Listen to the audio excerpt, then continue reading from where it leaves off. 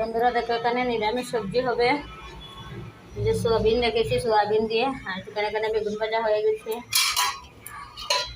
ডালও হয়ে গেছে, আর এখানে ভাতও হয়ে গেছে। তখন চলো সোয়াবিনটা ভেজে নিই, নিয়ে একটা নিরামিষ সবজি করবো। আর শুক্রবার আজকে, তো নিরামিষ চলছে। চচ্চড়িও করবো। আর যেখানে আমি সোয়াবিনটা ভেজে নিচ্ছি।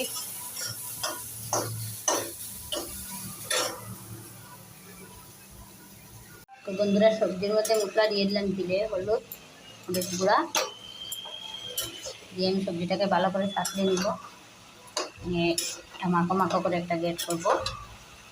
আর সোয়াবিনটা এখনো দেই নাই, করে দেবো সোয়াবিন।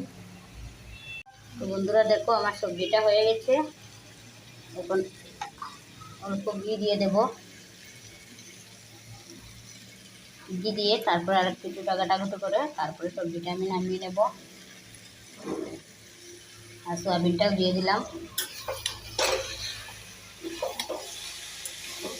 অনেক সুন্দর সেন্টেড এসেছে দিয়ে দেওয়ার পরে।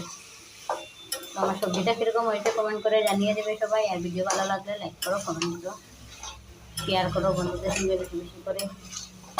তো আমার পুরোপুরিভাবে সবজিটা হয়ে গেছে, নামিয়ে নেবো এবার।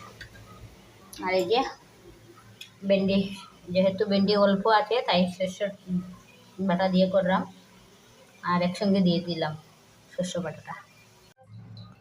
তো বন্ধুরা এই যে দেখো আমার ভেন্ডি চচ্চড়িটা হয়ে গেছে, দেখতে পাচ্ছ অনেক সুন্দর হয়েছে। সবজিটা দেখো খুব সুন্দর লাগছে।